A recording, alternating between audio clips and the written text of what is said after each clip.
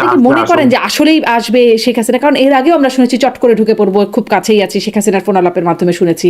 মানে আসলেই কি এরকম, নাকি এটা এক রকমের মানে চাঙ্গা করার জন্য বলা বা কথার কথা বলা? আপনার কাছে কি মনে হয়, তিনি কি আসলে মিন করছেন যে তিনি এবছরই দেশে ফিরবেন?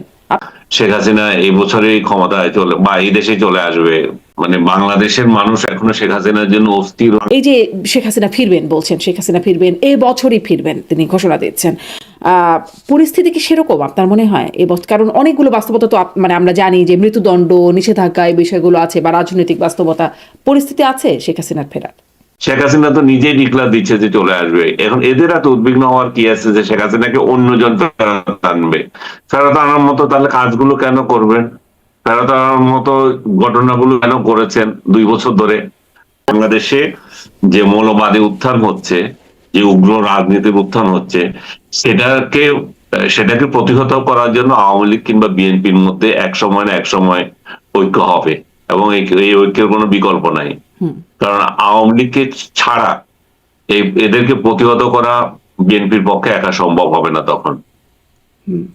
মানে আওয়ামী লীগকে প্রতিহত করা বিএনপির পক্ষে একা সম্ভব হয় না, আবার মানে বিএনপির পক্ষে এদেরকে প্রতিহত করাও একা সম্ভব হয় না। বিএনপিকে একরকম একটা মানে মাইন্ড কারচিপার মধ্যে পড়া যাকে বলে, ওরকম একটা অবস্থায় পড়ে থাকে। বিএনপি তো রাজনৈতিক শক্তি, তারা ওইভাবে তো না, ওইভাবে তো স্ট্রং না। আওয়ামী লীগ কিংবা জামাতের মতো মিলিটেন্ট পার্টি তো তারা না। এই যে রাস্তার মারামারি যেটা, সেটাতে তারা জামাত এবং আওয়ামী লীগের মতো দক্ষ না। আমি মনে করি যে সবকিছু সময় বলে দেয়, ওনার একটু ধৈর্য ধরা উচিত। ওনার বরং এখন বেশি মনোযোগ দেওয়া উচিত তার দলের দল সংগঠিত করার ব্যাপারে। দল দল সংগঠিত করা, দলের নেতৃত্ব চেঞ্জ করা, এই সমস্ত বিষয়গুলো যদি উনি গুরুত্ব দেন, তাহলে সময় আসবে, সে সময় উনি অবশ্যই দেশে আসতে পারেন। উনি যদি নিজের দেশে আসতে চান, ওনাকে কে বাধা দেবে? সরকারও তো বাধা দিচ্ছে না, কিংবা বিরোধী দলও তো বলছে না আপনি আসতে পারবেন না। মানে তার শেখ হাসিনা তো এক্সপিরিয়েন্সড লোক। ওনার তো আর ওনার তো আর এসে ক্ষমতা যদি পাওয়ার সৌভাগ্য হয়, উনি তো এসে বসে থাকার লোক না যে রাষ্ট্র কোথায় যাবে, কিভাবে চলবে, এরকম কিছু হবে না। তো ইউনুস যদি আসতে পারে, এখান মাহাতির তো 99 সাল বা 90-এর উপরে গিয়ে রাষ্ট্র ক্ষমতায় আসছে, এরকম নজির বহু আছে। মূল বিষয় হচ্ছে আপনি সুস্থ আছেন কিনা। সুস্থ থাকলে তো উনি রাজনীতিতে আসতে পারবেন, তার দলের নেতা কর্মীরা যদি চায়। কিন্তু ধরেন এর মধ্যে আরো কয়েকটা বিষয় আছে জনাব আনিস আলমগীর, যেমন ধরেন ডাক্তার জাহেদ তিনি বললেন যে শেখ হাসিনা ফিরলে তার সাথেও ইনসাফ করা হবে, তার সাথেও এক্সট্রা জুডিশিয়াল কিছু করা হবে না। এদিকে মাহফুজ আলম তার পোস্টে সেটি দেখেছেন আওয়ামী লীগ ফিরেছে তিনি বলছেন। অন্যদিকে আসিফ নজরুল সাবেক আইন উপদেষ্টা তিনি বলছেন আওয়ামী লীগ ছিলই, ব্যাক করেছে তাদের দম্ভ, মিথ্যাচার ইত্যাদি ইত্যাদি বিষয় হচ্ছে। মানে হঠাৎ করে সবাই আওয়ামী লীগ ফিরেছে এই বিষয়টা নিয়ে মেতে উঠলো কেন? এটা হতে পারে যে শেখ হাসিনার বক্তব্য থেকেও হতে পারে। শেখ হাসিনার বক্তব্যের পরে তো মাহফুজ এটা দিয়েছিল। মাহফুজ যে কথাগুলো বলেছে, অকপটের সত্য কথাগুলো বলেছে। যদিও এখানে শেখ হাসিনা ফিরবে যেরকম পয়েন্ট গুলো দিয়েছে, কেন ফিরবে, এবং প্রত্যেকটা পয়েন্টই ভ্যালিড ছিল। শুধু এটা যোগ করতে পারতো আমি বঙ্গবন্ধু ছবি বঙ্গভবন থেকে নামিয়ে ফেলেছি, এবং আমরা আরো আরো ওই ইয়েতে ক্ষমতায় থাকাকালীন, মন্ত্রিসভা থাকাকালীন নিজেরা এটা নিয়ে চুপ করেছিলাম, কোনোদিন টু শব্দ করিনি। এগুলো যোগ করলে আরো ভালো হতো। বাট প্রত্যেকটা পয়েন্টেই সে যথার্থ বলেছে। বাস্তবতার দিক থেকে তার কথাগুলো ঠিকই আছে যে বাংলাদেশে তো আওয়ামী লীগ প্রতিষ্ঠিত হওয়ার কথা ছিল না। ক্ষমতা থেকে যারা গদিচ্যুত হয়েছে, যারা 17 বছরে এমন এটা কি বলবো কর্তৃত্ববাদী শাসন করে গিয়েছে, অনেককে অখুশি করেছে, বিরোধী দলের মত কে দমন করেছে, কথা বলার স্বাধীনতা দেয় নাই। এই যে মৌলবাদী গোষ্ঠী যে খুব ক্ষিপ্ত, সেই ক্ষিপ্ততার তো কারণ আছে, তারা অবদমিত ছিল। তো সার্বিকভাবে মাহফুজ যে কথাগুলো বলেছিল সেটা যেমন সত্য, এবং এই সত্যর মধ্যে এটাও সত্য লুকায়িত ছিল যে কাজগুলো তারা করেছে। ইসলাম ইয়ে মাজার ভাঙা, তারপরে বঙ্গবন্ধুকে অপমান করা, মুক্তিযুদ্ধকে অপমান করা, 24 দিয়ে 71-কে ঢেকে দেওয়া, সবগুলো পয়েন্টই ঠিক আছে, এবং 32 নম্বর ভাঙা। তারপরে যে যে কথাটা থাকে সেটা হচ্ছে যে আওয়ামী লীগ তার ক্ষমতায় আসতেছে কেন? কারণ হচ্ছে যে আওয়ামী লীগ তো ন্যাচারাল, যদি তারা যদি ইনক্লুসিভ সোসাইটির কথা চিন্তা করত, তারা যদি একটা ইনক্লুসিভ রাজনীতির কথা চিন্তা করত, রাষ্ট্রটাকে তার পথে এগিয়ে দিয়ে যেত, আমরা যেটা আশা করেছিলাম ইউনূসের কাছে, সেটা তো হয় নাই। সেটা হয় নাই বলে আওয়ামী লীগের আশার ক্ষেত্র তৈরি হয়েছে। আওয়ামী লীগ তো এখানে আসলেই তো এখানে আজকে আওয়ামী লীগ নিয়ে যত কথা হচ্ছে, আওয়ামী লীগ যত প্রাসঙ্গিক হয়ে উঠেছে, এগুলো তো ইউনূসের দুঃশাসনের কারণে হয়েছে, ইউনূসের অপশাসনের কারণে হয়েছে, মব সংস্কৃতির কারণে হয়েছে, যেটা আশকারার যেটা কারণে আপনি হয়েছে। বলছেন যে মাহফুজ আলম যথার্থই লিখেছে, কিন্তু আবার অন্যদিকে হ্যাঁ, সাবেক আইন উপদেষ্টা আসিফ নজরুল যেটি লিখছেন, তিনি বলছেন আওয়ামী লীগ ছিলই ব্যাক করেছে তাদের দম্ভ, মিথ্যাচার আর মানুষকে বিভ্রান্ত করার দুঃসাহস। তো কি হয়েছে? আওয়ামী লীগের দম্ভ কোন কালে ছিল না? আগেও ছিল, এখনো ছিল, সবসময় ছিল। তো নতুন কিছু না, উনি এমন মহা জ্ঞান কিছু দিয়ে যান নাই। এখন এখানে যা বলেছে মাহফুজ, সেটাই সত্য। করেন এই যে আহ, শেখ হাসিনা ফেরার একটা চাপ বা হুমকি যদি বলি, অন্যদিকে পদত্যাগের কথা বলছেন মানে জামাত ইসলাম, স্বরাষ্ট্রমন্ত্রীকে এই রামিসা হত্যাকাণ্ডের ঘটনাকে ঘিরে রাস্তায় আন্দোলন শুরু হয়েছে। মানে এতগুলো চাপ সামলাতে পারবে সরকার? আপনি একটা দেশের প্রধান বিরোধী দল বা প্রধান দলকে আপনি ক্ষমতার বাইরে রেখেছেন, যারা টু শব্দ করতে পারছে না, তাদের হাজার হাজার নেতাকর্মী জেলে পড়ে আছে, তারা একটা মিছিল করলে তাদেরকে ধরে ধরে নিয়ে জেলে দিচ্ছেন। তো এত যে অবদমন আপনি করছেন, তার প্রতিক্রিয়া তো একটু হবে, সেই চাপ তো আপনাকে নিতেই হবে। কিন্তু মানে আপনি বলছেন যে এই চাপগুলো আসলে সরকারের গায়ে লাগবে না, সেই রকম শক্ত অবস্থানে থাকতে পারবে। আপনি এর আগে বলেছিলেন যেমন সেনাবাহিনী মানে সরে গেলেই সরকারের অবস্থা খারাপ হয়ে যায়, যেটা এরশাদের কথা বললেন, বা আপনি 5ই আগস্টে শেখ হাসিনার কথা বললেন। মানে এই জামাত ইসলাম তো বলছে আরও একটা গণ অভ্যুত্থানের কথা। সরকার তার মানে যেখান থেকে সাপোর্ট পাওয়ার কথা পাবে তো সময় মতো? গণ অভ্যুত্থান কি এদের ছেলে খেলা? 2 দিন পর পরই হবে। গণ অভ্যুত্থান যদি হয়, সেটা জামাত করবে। জামাত যদি করবে, সেটা সামনে যদি যেটা অপেক্ষা করছে, সেটা হচ্ছে গৃহযুদ্ধ, গণ অভ্যুত্থান না। কারণ আপনি একটা একটা প্রধান রাজনৈতিক দলের নেতা কর্মীদেরকে অবদমন করে আপনি গণ মানে কি গণ অভ্যুত্থান ঘটাবেন, এটা এমনি এমনি থাকবে? গণ অভ্যুত্থান বাংলাদেশের ইতিহাস তো বলে না 10-15 বছরের আগে আগে হয়েছে কখনো। বাংলাদেশে গণ অভ্যুত্থান এত সহজে আর হচ্ছে না। যেটা হবে, যেটা হওয়ার সম্ভাবনা দেখা দিয়েছে, আমাদের রাজনৈতিক চরিত্র, রাজনৈতিক সিদ্ধান্ত যদি আমরা পরিবর্তন না করি, সেটা হবে গৃহযুদ্ধ। দেশ গৃহযুদ্ধের দিকে যাচ্ছে, গণ অভ্যুত্থানের দিকে যাচ্ছে না। আপনি বলছিলেন একটু আগে যে জামাতে ইসলাম মানে তারা এই যে মানে সিলেক্টিভ রাজনীতি করছে, রামিসা হত্যাকাণ্ড নিয়ে কথা বলছে, কিন্তু হামে 500 শিশু মারা গেল, তাদেরকে নিয়ে কেন কথা বলছে না? এই যে উপদেষ্টারা কথা তো বলছেন, আসিফ নজরুল কথা বলছেন, মাহফুজ আলম কথা বলছেন, কিন্তু মানে তাদের যে সময়ের হামের মৃত্যু সেই বিষয়টা তারা বলছেন না। বা ধরেন যেটা নিয়ে আপনারা অনেক সমালোচনা করছেন, অর্থনীতিবিদদের সমালোচনা করছেন, বাণিজ্য চুক্তি, সেটি নিয়ে তো তারা বলছেন না। মানে হুম। কি মনে হয় এটি এটি মানে এখানে? ওই একই জায়গা, হ্যাঁ। ও একই জায়গা। ইউনুস, ইউনুস আব্বা হুজুর, ওর বিরুদ্ধে যায় কথা, যতগুলো দায় দায়িত্ব গুলো তো ওদের আব্বা হুজুরের ঘাড়ে যাবে। এখন সেটা কিভাবে সমালোচনা করবে? তারা ওই এক জায়গায় আটকে আছে।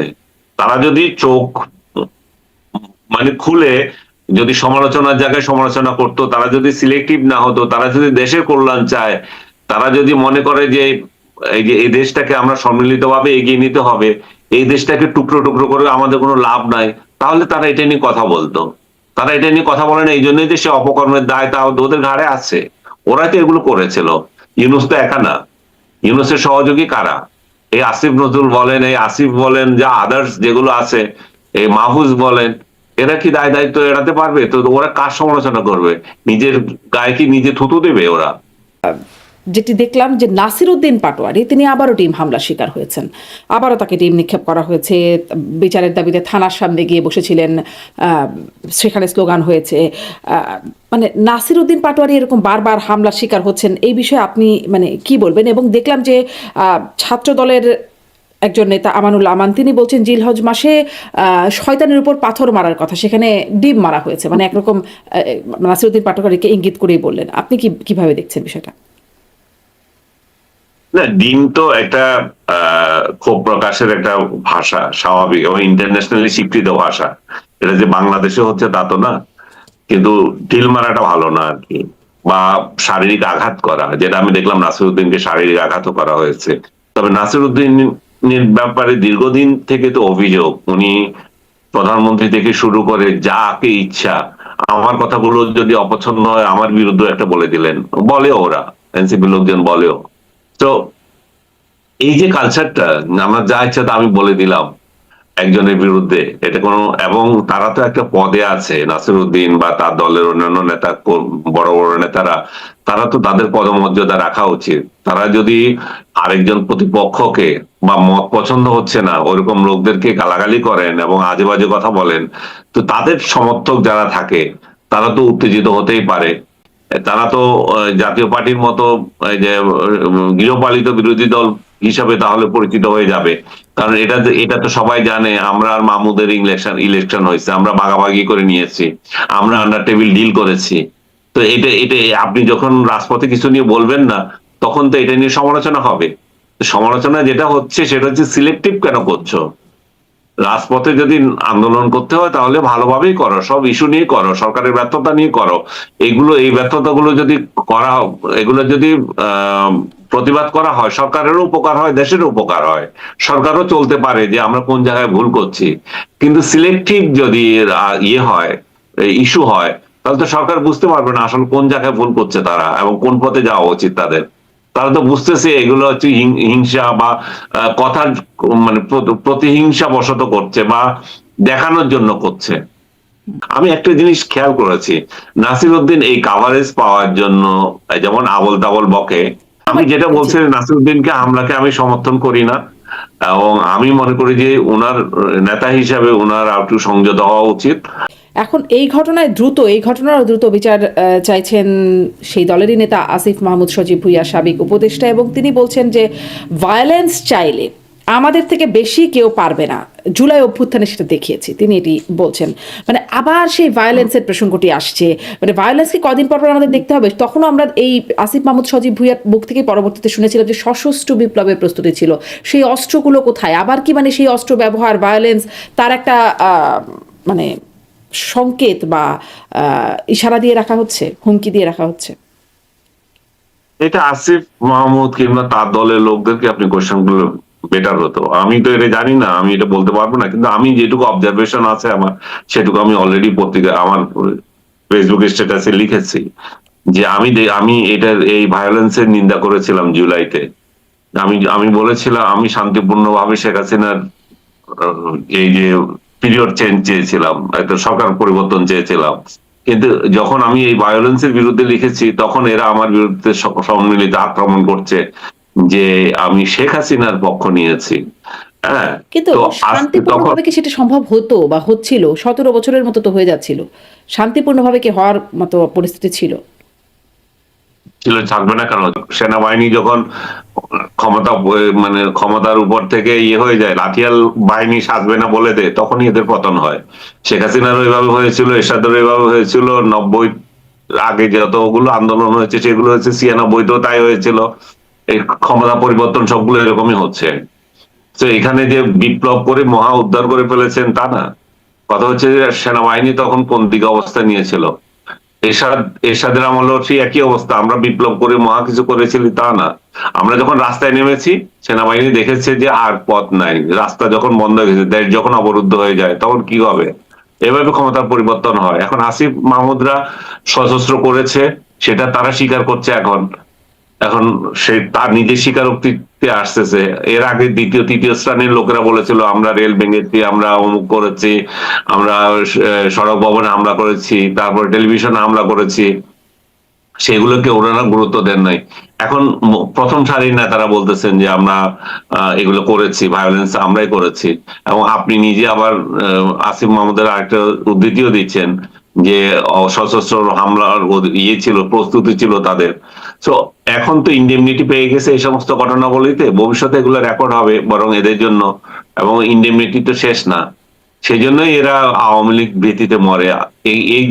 এই যে রাজনীতি এই যে 5 আগস্টে যেটা ঘটলো, সেটা তো শান্তিপূর্ণভাবে হতে পারতো। এই রাজনৈতিক দল যারা যারা বিতাড়িত হলো, তারা যদি আবার আবার যদি তাদের মধ্যে যারা কালফিট ছিল তাদেরকে বাদ দিয়ে যদি রাজনীতি করার সুযোগ হতো, তাহলে এরশাদ যেমন ক্ষমতায় হারানোর পর ৩য় নম্বর দল হয়েছিল, আওয়ামী লীগ হয়তো ৩য় নম্বর দল হতো, কিন্তু আওয়ামী লীগকে তো সেই সুযোগটাই দেওয়া হয়নি।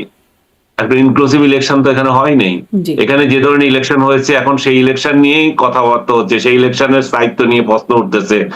এই সরকার কতদিন থাকবে? এই যে আপনি বলতেছেন বাবা শেখ হাসিনার যে বিষয়টা, শেখ হাসিনা আসবে কি আসবে না, এই কথাগুলো তো আর দরকার হইতো না। আসলেও আসছেন, আপনি আসেন, কিন্তু এই ক্ষমতার স্থায়িত্ব নিয়ে তো এখন ভয়ভীতি লেগে গেছে। এবং আপনি যা কিছু বলেন, কিন্তু ক্ষমতার স্থায়িত্বের প্রশ্ন যখন আসবে, তখন আবার এরা এক হয়ে যাবে, আওয়ামী লীগের বিরুদ্ধেই এক হবে, আওয়ামী লীগকে তখন একসঙ্গে প্রতিরোধ করার জন্য ডাক আসবে।